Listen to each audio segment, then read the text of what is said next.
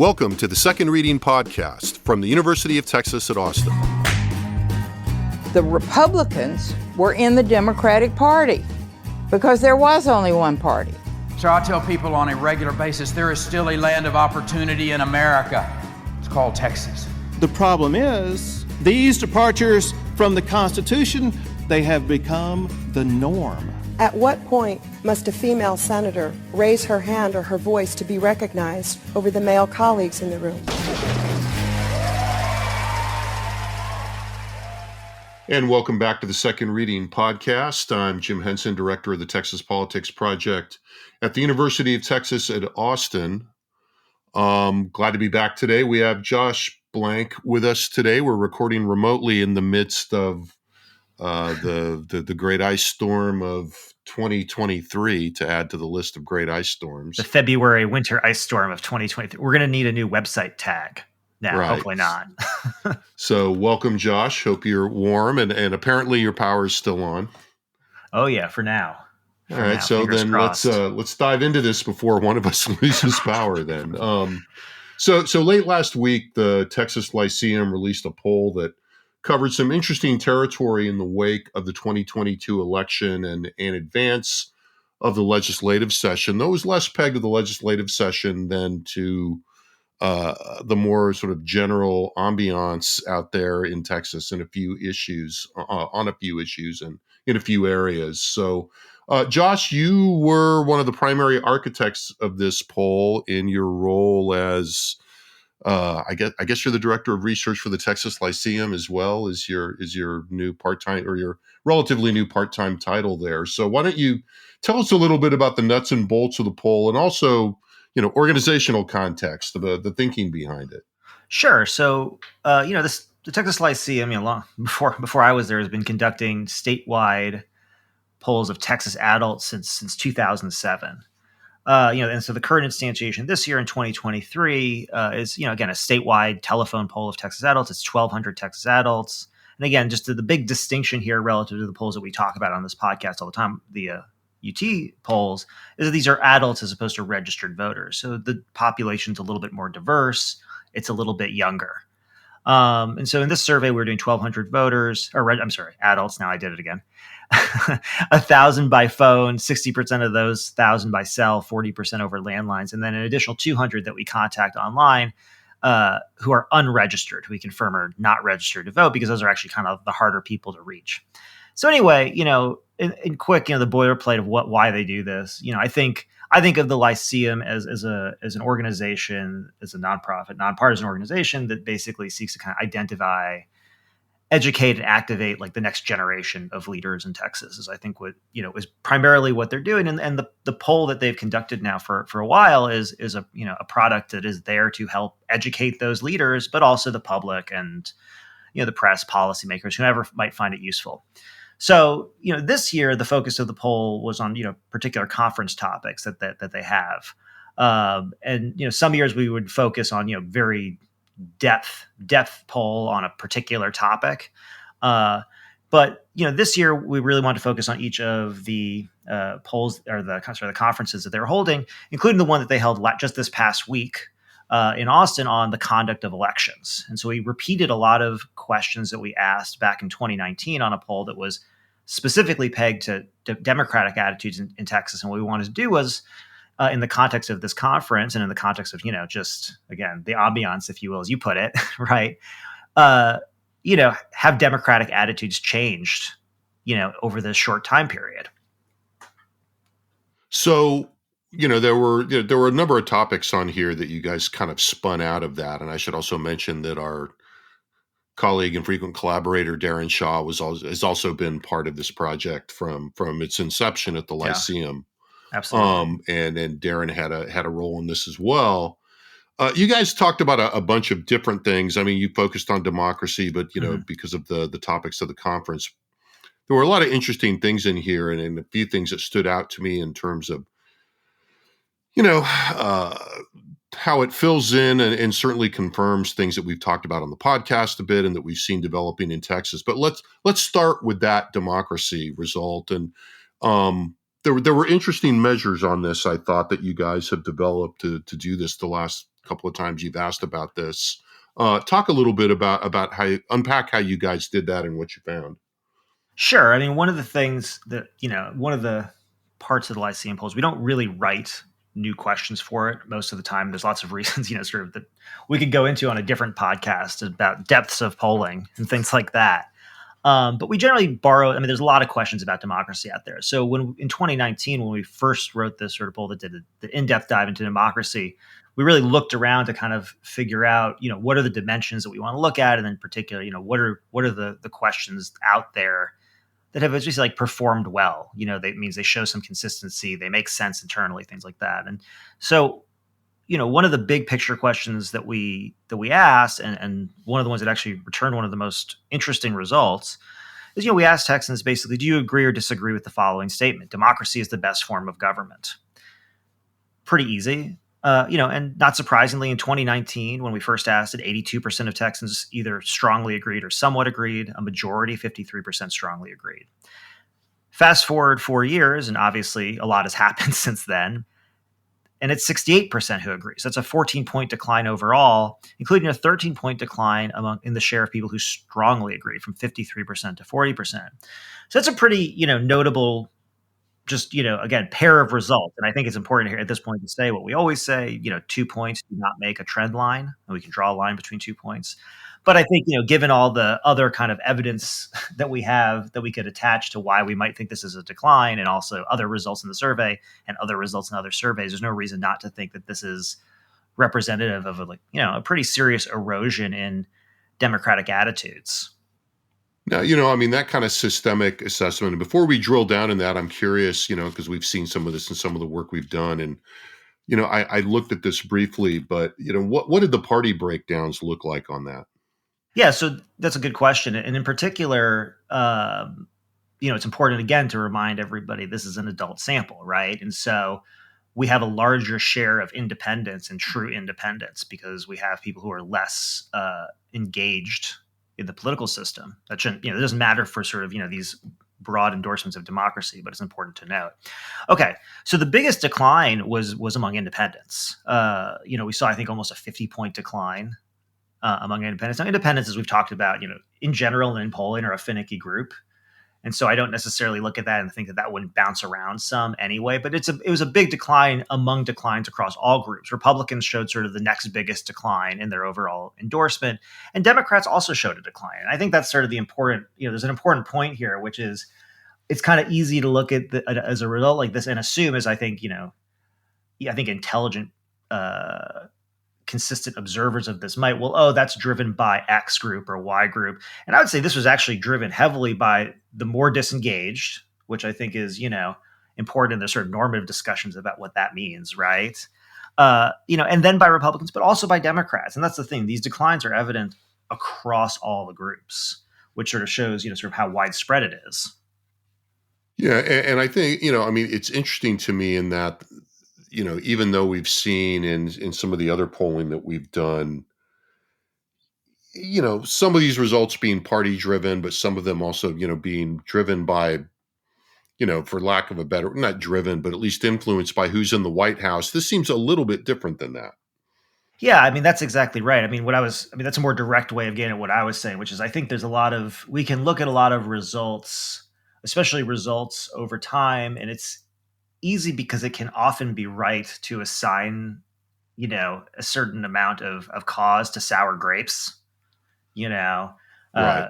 It's, whoever's party's in the White House kind of colors these partisan assessments. But, and I would say, look, I think it's pretty fair to assume that we're a Republican to win the White House in the next presidential election. We were to ask this question again, in a similar time frame, would attitudes towards democracy have improved? I think, among Republicans, let's say, I think so. But at the same time, when you see, again, sort of the negative, I don't want to say trend again, but the decline across, again, we can go kind of move on to some other attitudes, but the decline across these attitudes and the fact that the declines exist across groups, and just sort of say, hey, look, facts are facts. We didn't really have like a peaceful transition of power last time. Yeah, and that's going to, and there are things about that Democrats and Republicans are going to find have a negative effect on those attitudes potentially for different reasons, right? So Right. you said you've got other measures. So like, I mean, you had an interesting efficacy measure. We're calling it here an efficacy measure, but talk about Right. that a little bit.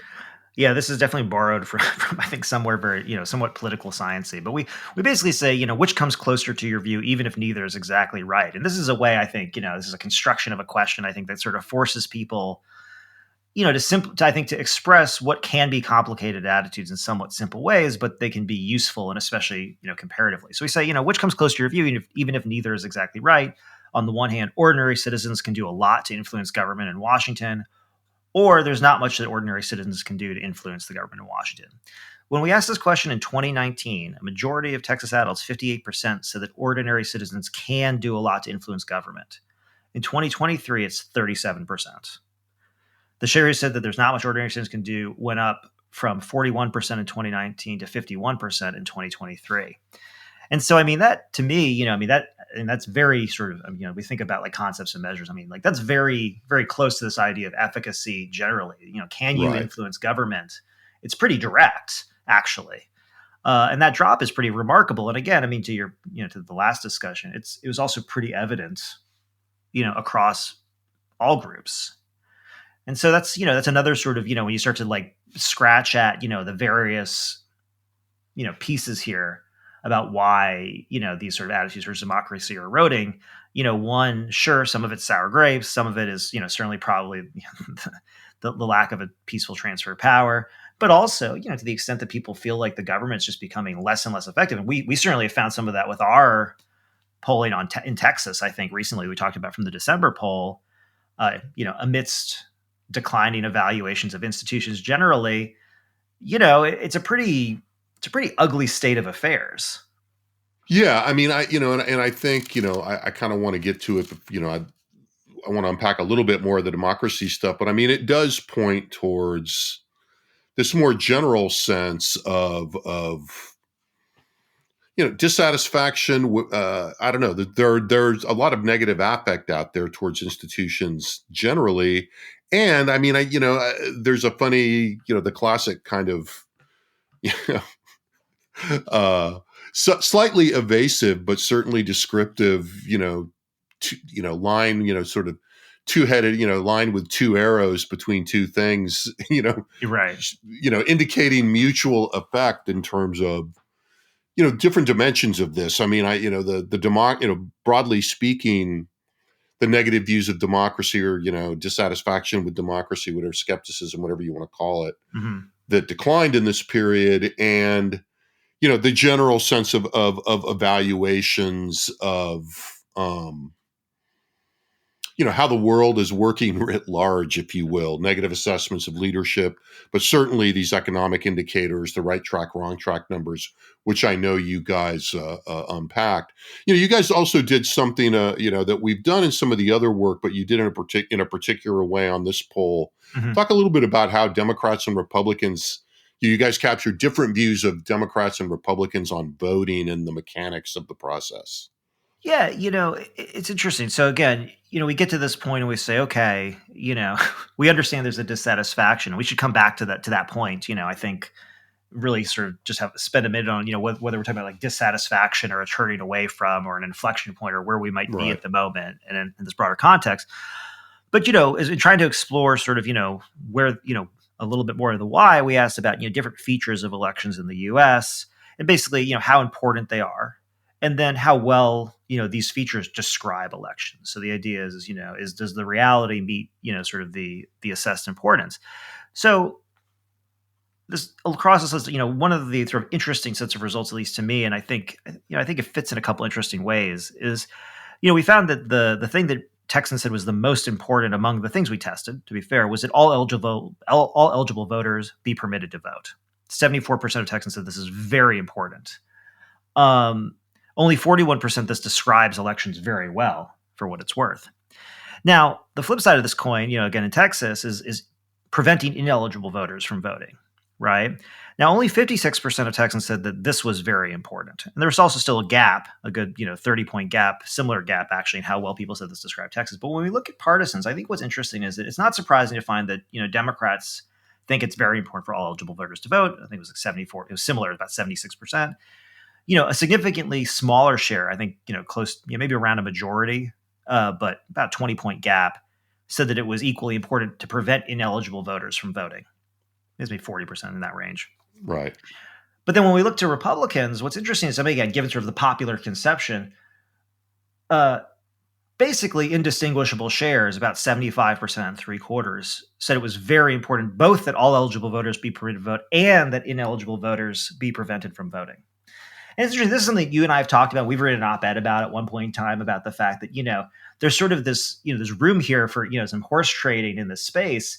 But to some extent, this is like sort of another example of, in some ways, I think, a misconception about, where Republican voters are on this in some ways. But also, in some ways, a missed opportunity for Democrats to just, try to advance some kind of common cause. Yeah, I mean, it was interesting to me how this looked pretty consistent with what we've seen before, but does underline, that there are, areas of commonality, but as you say, areas where there, people see trade-offs and there are opportunities there, if anything, this is not too, there were differences, but not amazingly different from what you get among registered voters. I mean, though I am interested in the impact of having a larger pool of true independents. I mean, you guys had, I think, a little over 20% true independents among registered voters. We generally only get, I don't know what, between 12 and 15%, something like that. So it's not a huge difference, but it's enough to move the needle on a lot of these. And it underlines, what we say about independents all the time, that, they are more, it's almost, they're more sensitive to political currents out there, independent, because they function, well, by definition, independently of strong partisan attachments and the frames that come with them. Well, and and I think what this also is, it's a real life example. I mean, looking to the Republican portion of this, of something we talk about all the time, about how when we're watching politics, up close, especially like in the legislature, or especially in partisan primaries, we're watching a conversation that's really directed at the most engaged, and in many cases, sort of sometimes the most extreme elements of the party, right? And then you take a step back and you look along, among registered voters, or registered, voters who are Republicans, and it gets a little bit, there usually tends to be a little bit more divergence of opinion, or at least, some at least some divergence of opinion and a little bit more moderation. But then you kind of go out to this broader group of adults, and all of a sudden, you sort of get this picture that says, well, actually, at least when put in this context, they're about equally important, these two things. Whereas if you were to sort of think about legislation, think about the conversations, and think about the policy, it's 100% been about preventing ineligible voters from voting. And again, as you kind of expand the pie a little bit bigger and start looking at again broader definitions of Texans, to the point where you get to adults, you do again find more moderate views. This is just a great example of that. Yeah, I mean, this is the not to go back to the explanation for everything, but it really does clarify, or at least point to the impact of what happens when you dilute the electorate. When you dilute the electorate in the way that Texas voting rules and to some extent habits of voting do, and the degree to which that for lack of a better term, that just increases the influence of the more intense ideological wing that makes it through that filter. Right. And that happens in both parties to some degree. And I think that's evident in the tags, even on the Democratic side to some extent, though a lesser extent probably. Yeah, I think that's right. I think, I don't have a direct example kind of off the top of my head, but, for example, I think when we look at, let's say adult Democrats in Texas, the share who think like immigration and the border is an important issue is going to be significantly higher than the share of registered voter Democrats. And that's going to be significantly higher than the share of, primary voting Democrats, among whom almost none would cite the border or immigration as a primary issue or an important issue. Yeah, that's a great example for Democrats, I think. That's the issue. I'm thinking of, if we were sitting in the same room, this is where, there'd be a twinkle in my eye on this part, because this is sort of the example I was thinking of, which is, in some ways, Democrats would be wise to just, take some some aspect of the debate about voting and sort of election integrity seriously, so as not to, in some ways disqualify themselves amongst a large share of the electorate for whom it's still important. And the same is true on immigration and the border, right? Right. Well, we talk a lot about the impact of Republican primary voters on Republican elected officials, and in Texas with good reason, because it has the most direct impact Right. On governance. But Democrats are subject to the similar dynamic. Although they're struggling with that right now. I think belatedly, but I think. Well, I think there are a lot more rumblings, certainly in some conversations I've had with Texas Democrats, of dissatisfaction with how the National Party has yeah, handled that's it. immigration and border security, and in a sense, not given them much to work with, and really, if the opposite, if anything, burden them with things that left to their own device, with positions that left to their own devices, many of them might not embrace as fully as national Democrats are. Yeah, I mean, I think Texas Democrats, in general, exhibit a significantly greater range of diversity with respect to sort of orientation towards the issues of the border and border security and immigration than do national Democrats. But Yeah, they end up and getting. one can make that more complicated than it is. I mean, I think that the Democrats you're most likely to hear Yep. that from are the Democrats for whom it is an immediate local Yeah. constituent problem in their districts, right? Yeah, but exactly. And when that happens, I mean, you wind up having an impact on other members of the caucus, particularly in the smaller setting of the Texas legislature. Yeah, well, and the problem is that it makes the clear. I mean, the problem is that it puts the Democratic position of essentially ignoring it as a problem, in the place of being ridiculous, because you have a Democratic member in these areas who will say, no, this is an issue. Right.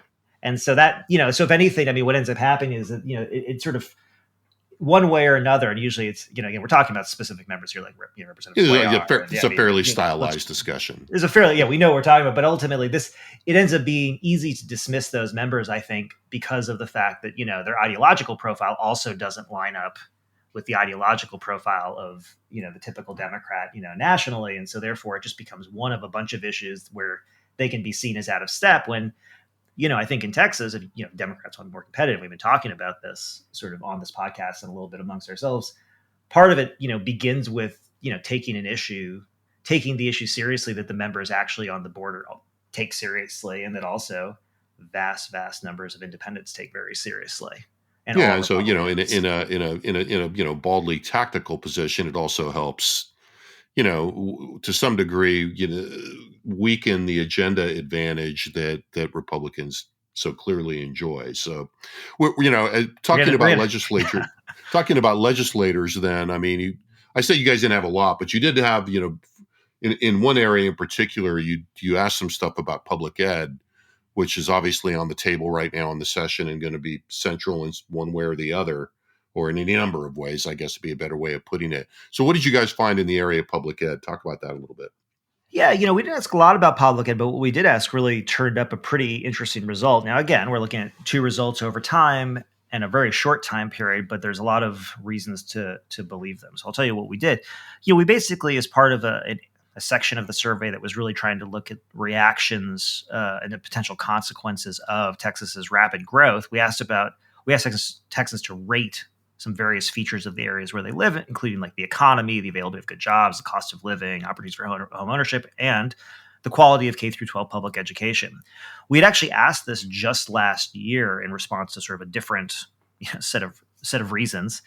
And just last year, 63% of Texas adults said that the quality of the public education where they lived was either excellent or good. More good than excellent, but that's kind of common. So that's only 23% said it was poor or terrible. So you'd say, so that's a nice 40-point gap, right, between 23 and 63. So 63 rated it well, 23% rated it poorly.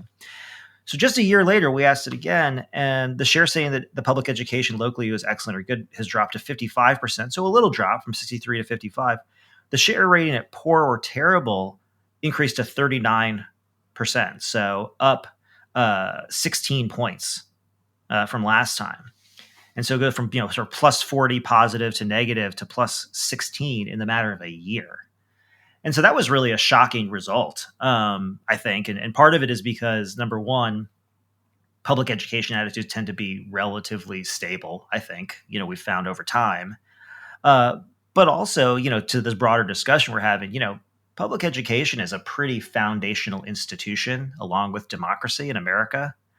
And, it's sort of easy to imagine, again, if this is a really durable result, why this might have happened or some of the causes. And I was sort of, surmising some of the causes are probably, one possibility is, of course, COVID, right? And sort of the long tail of these sort of COVID related closures and adjustments that were made for education. But two, I mean, it's kind of hard not to look at the politicization of sort of the public education system with culture war issues that, now all of a sudden there's a lot more negative views towards public ed out there than there were even just a year ago. And that's pretty shocking.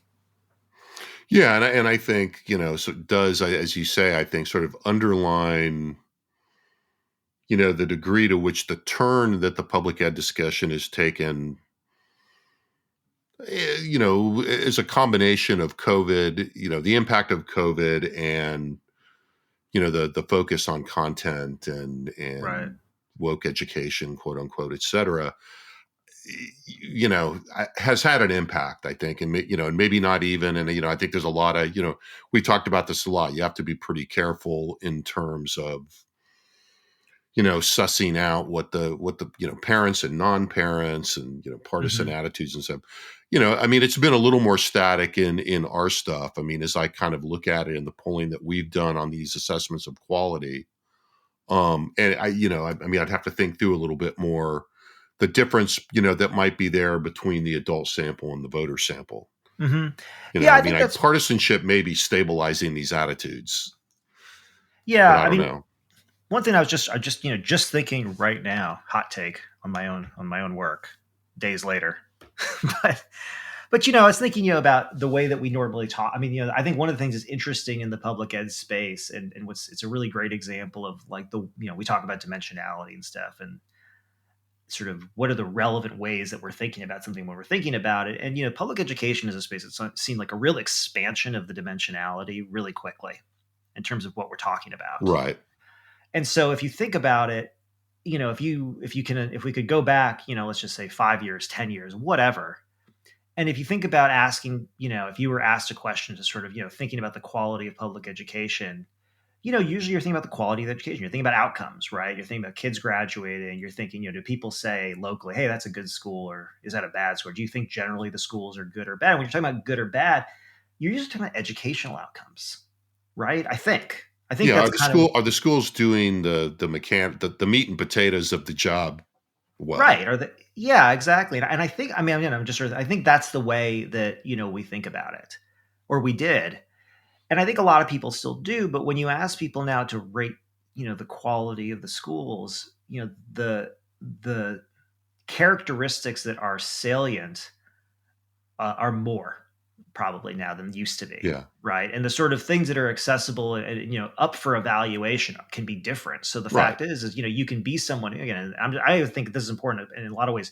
It's important to note here that, parents are a subset of the population and they're a relatively small subset. So, these attitudes are also largely coming from, and the political attitudes are largely coming from people without kids in schools also. Yeah, it's more of an institutional evaluation than an immediate experiential one for most of the people that are responding to polls. And now, the reality is that, for some people, the question may not, when evaluating school may not simply be, are they doing a good job educating the kids, sending kids to college or, making them productive members, workers and or whatever the purpose of education is, there's this question, do you think they're indoctrinating them? It's like, whoa, okay, wait a minute. Right. Right. And so I think that's kind of, to me, that sort of speaks to why you could see, an increase in the negative. You don't see a huge decline in the positive, right? But I think you see a lot of people moving into sort of, it allows for more ways to make a negative evaluation. Right. I think that if you were, say, if you were a non-parent 5 years ago, what you're bringing to bear on this is probably fairly different now particularly for Republicans, I think, than it was, 5 years ago. Yeah, and I think the other thing too, and I mean, this, if we're gonna, are we gonna talk about growth too? Because Yeah. I'm gonna segue. I know I'm this is not good production, but we can't see each other, so I'm just gonna say it. Yeah. Well, I mean, before you segue into that, I just do want to a good piece of evidence for the kind of hypothesis you're developing here, the point you're making is if you look back at the UT, our Texas Politics Project data, one of the things that we've talked about before and we've noticed is, in terms of the dimensionality that people are bringing to the table, is that Republican assessments of the quality of schools have consistently been higher than Democratic ones, which I think we generally ascribe to, all things being equal, the impact of class and race, on people's, experience, direct or indirect, with their schools. Yeah, right? and funding. If you live in the Eanes school district, you don't have to have a kid in school to be exposed to the fact that everybody thinks it's a great school district. Right. And I do wonder if as we go, further on, as we go, sort of down the road and we see, the new, the dimensionality of assessing public education that we're seeing more prominent in Republican politics, which is, adds other dimensions on top of what we would think of as, sort of functionality. Now, they would, the counter argument to be with that, I'm talking about functionality, and I would say, ideological functionality rather than practical, all fine. But I will be interested to see if that drops. But I think you're right. This probably does connect and make for a good segue to the last thing I did want to talk about for sure, which is what you guys got on growth, which we've also been probing in our polling at UT.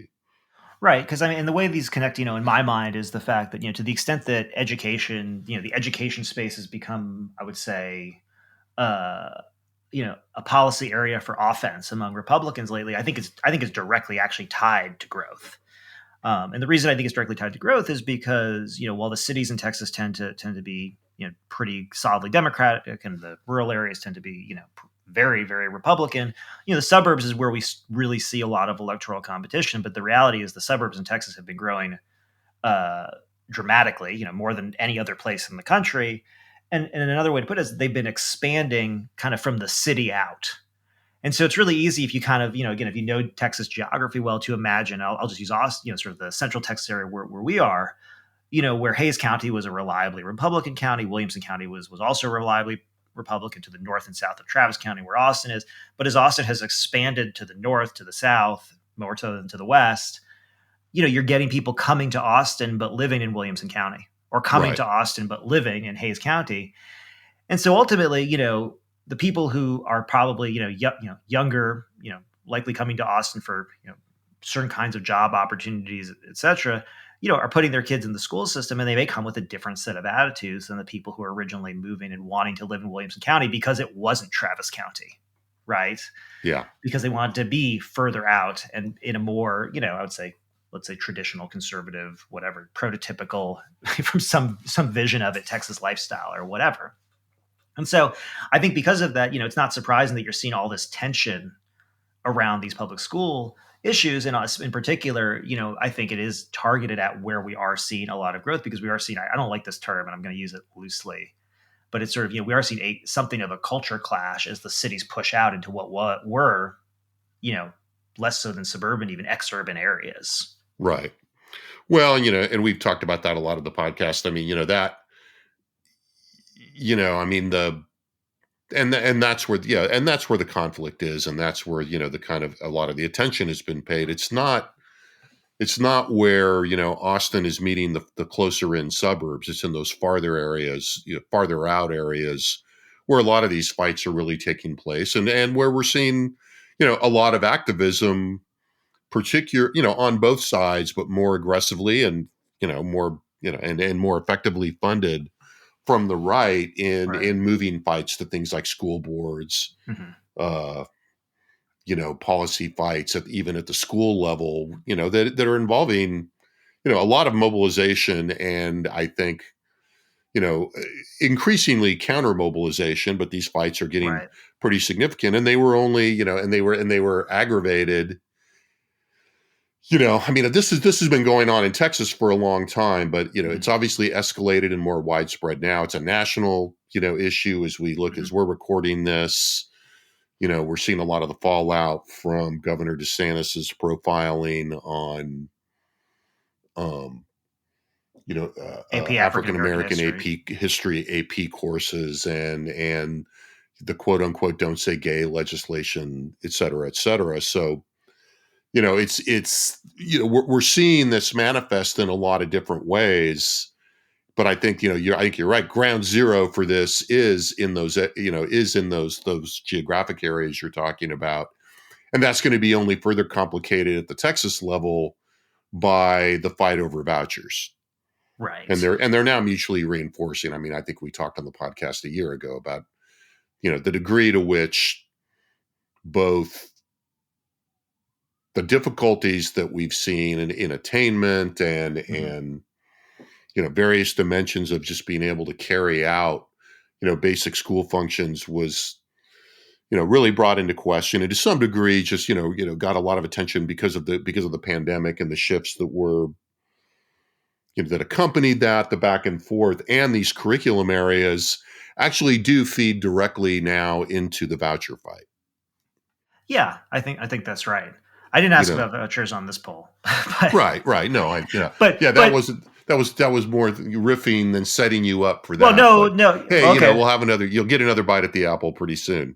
Well, and I'll just say, so I mean, just to bring this back on the growth beat. I mean, this is why it's not surprising. We asked a question on the Lyceum poll that you and I have asked on the UT poll about whether or not population growth has been good or bad for Texas, and whether or not it's been good or bad locally.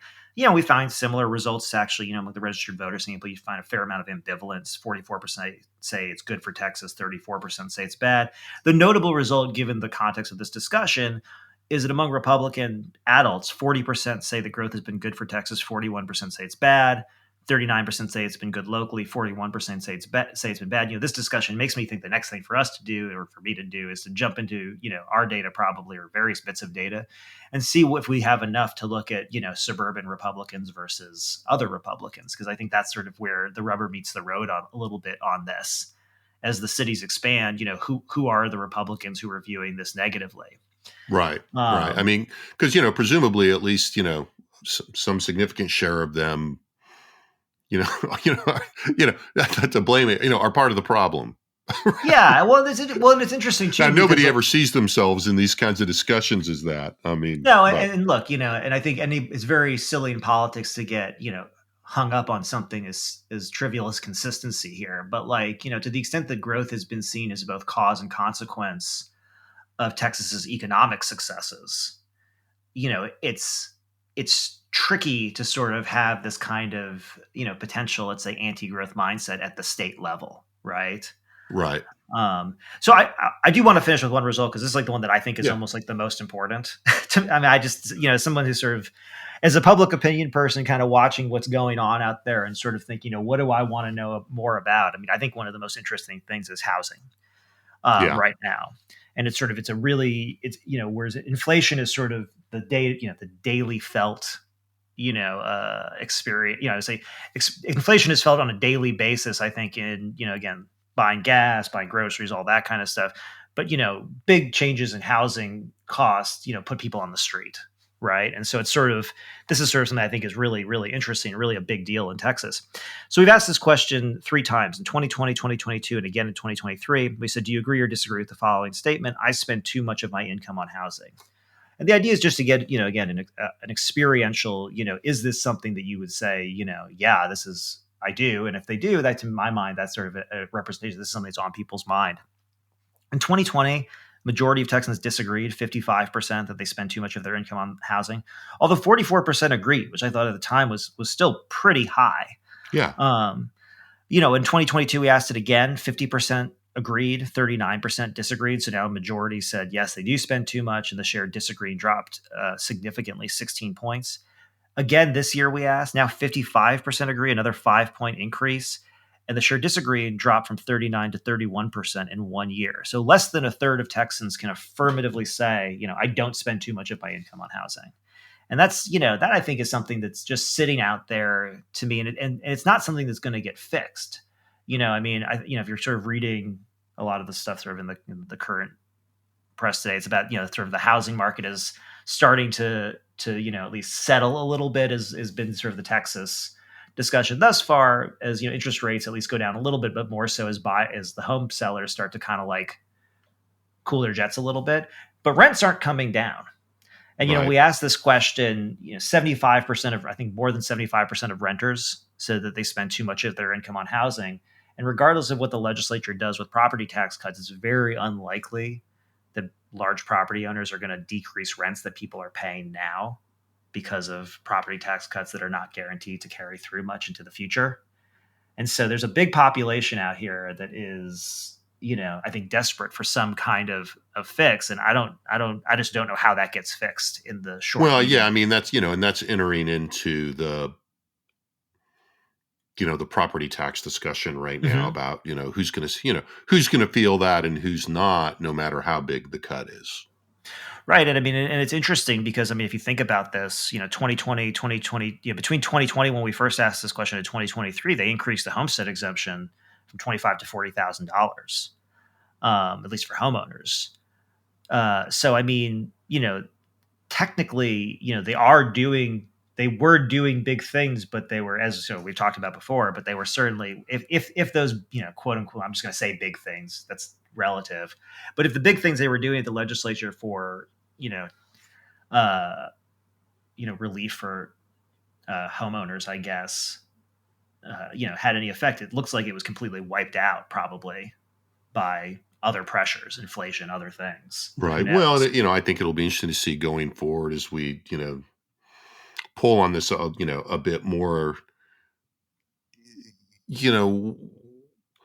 how pragmatic, our respondents and how pragmatic and knowledgeable to some degree Texans are when it comes to the broader picture of tax relief, whether, people think, whether there's a belief out there that that property tax relief gets distributed broadly or not. Well, yeah, we and particularly compared to their preferences on other kinds of taxes. Well, and we've talked about this, and we're pretty knowledgeable consumers of this kind of information. I'm not, again, I think I'm not sure where Texans, whether adults or voters, who they hold responsible for their property tax burden, and how they, and further, who they hold responsible for housing costs more generally, and whether those two things are even related. Yeah. And so that's sort of the tricky bit, to this. I just don't really think that people probably have consistent or really well-defined views about where or whom to blame, when the cost of housing goes up significantly. Right. Although one thing, I think that's right. And one thing we do know is that, a campaign environment is not helping them and have to clarify reasonably accurate information about that. No. Which has always been an interesting dynamic to me here, and that, there's a real effort to make property taxes an issue. Right. Even though it's a very difficult issue to really do things about. It's always a little self-defeating to me, but I think that, once the toothpaste has been out of the tube, and that, people are going to talk about property taxes a lot in campaigns, are going to make promises. Well, you've just kind of grabbed that problem that you really have a lot of trouble addressing in meaningful ways. Yeah, from our perspective as the ones, measuring the public opinion on this, the question simply becomes, more or less, they're going to do something, right? And we'll see what it is. But the question really is, are Texans going to notice? Yeah. And that's really that's fundamentally what the question is, and part of that's going to be, do they notice because it fundamentally changes their property tax bills? Do they notice because their rent goes down? Do they notice because, politicians tell them that they did it? Yeah. Incessantly. Right. And the truth is, all three of those are pretty tough Yeah, and right now, I mean, I think we're sort of getting off, and then we'll be coming back to Yeah. this, but we're in an interesting moment on this right now as we see the leadership in both the House and the Senate pushing, and promising for property tax relief, but the governor pushing harder on it. Right. With the underlying dynamic, I think, being that these officials realize that it's expensive to do this, and it's certainly expensive to do it in a way that at least has a shot, to your point, of the voters actually noticing and being able to say, hey, you know what? You did that. You're saying you did it. I'm looking at, some aspect of my finances, and I actually can tell the difference. But it puts them in a spot that's very difficult right now in terms of the available funds. Well, that's the thing. I mean, that dynamic is, I mean, glad you brought it up. I mean, that dynamic so clearly shows the challenge ahead of them in this weird kind of, mirrored kind of way, because, it's very easy for Abbott to say, you should spend more than 15 billion on property tax release for Texans, even though it would require probably busting the spending cap. It would also take away from all the other things that people are really excited about spending money on. But the reality is that doesn't really matter. If they pass the property tax cut, he can say that they passed it, and he can say that he wanted more. And that's really all that matters, because ultimately, again, again, if you're just like, certainly in political terms. Yeah. In political terms. And that's the thing. Again, we're just, it is what it is what this is about. But in political terms, it's great because you basically get to say, yeah, I pushed them for tax cuts and I wanted more. So if you don't feel like you got enough, it's not my fault. I wanted more. Now, whether it was feasible to give more or whether it was feasible to give more practically, or whether it's feasible to ever even give enough to be noticed in a state as large as Texas, are two different questions. Right. But that's the thing about this issue is and I like, your point, I is well taken, right? Which is, but once you've kind of let it out, you are beholden to do something, but it's also something that is almost, it's a big, big challenge to do something that will get noticed in the space. And it's, and to connect with something we talked about in the podcast last week, as we get close to time here, but, it's, we talked a bit last week, or maybe it was the week before, about the degree to which, one of the things that makes immigration and border security an evergreen issue, in particular for Republicans, is its intractability on one hand, and on the other hand, the ability to point to another level of government and blame them for something that is intractable. On property taxes, it's different because you've assumed, a degree of responsibility and will to action on an issue that you don't have a lot of control over. But the only thing you can really point to, if you're the governor, and if your members of the legislature are local authorities. But in the way that you've talked about it, you've already taken, a lot of that plausible deniability away from yourself. And so it's kind of a trap of your own making, which is an interesting contrast with, the opportunities in the most cynical political sense that immigration and border security offer to Republicans. Well, and not only that, I mean, that's a really, started complimenting you so much. I mean, that's a really good point, because if you think about it, they also, they hamstrung themselves by capping the amount by which local entities can raise property tax revenue from one year to the next. So the reality is that, that cudgel of the local government, who's sitting there and, driving up your property taxes, well, they can't. Right. I mean, ultimately right now they're severely constrained to a point that's, way below the rate of inflation, at the same time as the Texas legislature has a $33 billion surplus. The cities are basically required to only increase their revenues by 3.5% or less. Right. And so the thing is that the idea of the city as the bad actor you could blame is gone now, because really it is. Practically. So, and that's actually, I hadn't thought about the fact that, the whole city is the bad actor kind of part of this discussion has just evaporated, but it's evaporated because they took it away. Yeah. Underlying this is, the time horizon of your play. I mean, to go back, it's to refine your point. It doesn't really matter, obviously, in political terms, to go to the old cliche, in the long run, we're all dead. And, that goes, a magnitude more true in politics, and particularly politics on stuff like on issues like this. So, right. Josh, thanks for spending time talking about all the work on the poll. Good job putting the poll together. A lot of interesting stuff in here. Where can people find this? I mean, we'll put a link to it on our website in the link on the podcast. But for those who don't make it to the site, where can they find this? The more of the data and the results? Yeah, just go to texaslyceum.org and click on poll, and it'll take you right there. That's LYCEUM for those of you that are not into trained in Greek and Latin. Yes, Greek and Latin titled public service organizations. Right.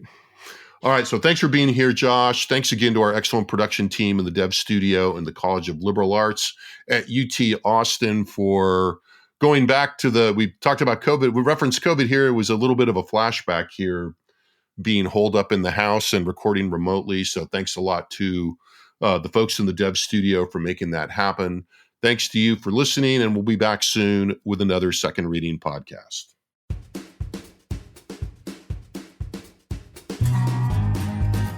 The Second Reading podcast is a production of the Texas Politics Project at the University of Texas at Austin.